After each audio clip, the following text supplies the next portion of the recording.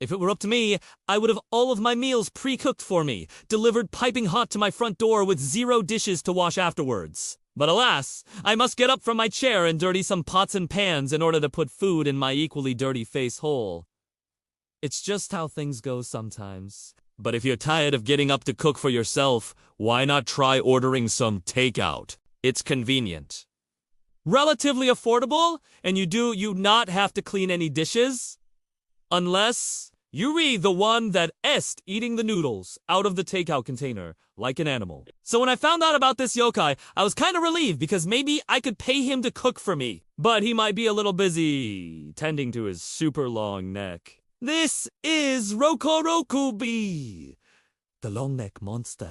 Back in the olden times, there were these magical beings known as tanuki shapeshifters who could turn into anything they wanted, usually with comedic effect. Now, one day, a tanuki was walking through the forest when he came across this really cool hat. So he put it on his head, and poof, he turned into a giant bird. Now, this bird was so happy with his new form that he decided to keep the hat just in case he ever wanted to turn back. But he couldn't have been more mistaken. You see, whenever he wore the hat, he didn't turn into a bird. He turned into a long-necked monster instead. And since he didn't know how to take the hat off, he was stuck as a long-necked monster for the rest of his life.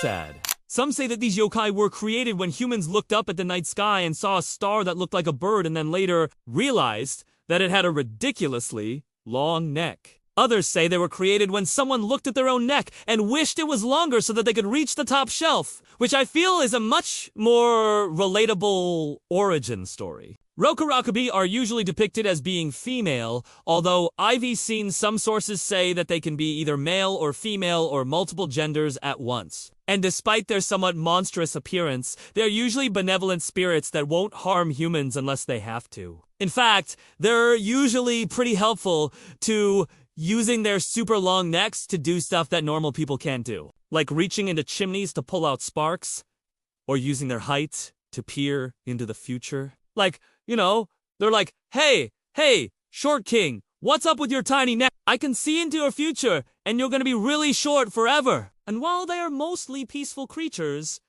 there are a few stories where they cause mischief. Like in the book Kwaidan, Stories and Studies of Strange Things. There's this story about a farmer whose daughter falls in love with a woodcutter, but her parents want her to marry a rich merchant, so they invite the merchant's son over for dinner. The son is a real jerk, though, and he makes fun of the farmer's daughter for not being pretty enough. So she goes out the window to cry. And that's when a Rurakubi shows up. She asks the girl why she is crying, and the girl tells her about how she wants to marry the woodcutter. But her parents won't allow it. So the Rurakubi does something super unnice and peeks into the house through a hole in the wall. She sees the merchant's son taking a bath and then steals his balls. So now he can't have kids with the farmer's daughter, or anyone else, for that matter.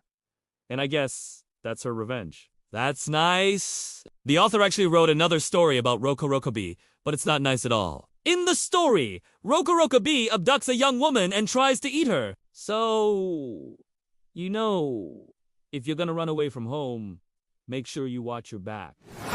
I think it's safe to say that Rokorokubi are kind of like hit or miss.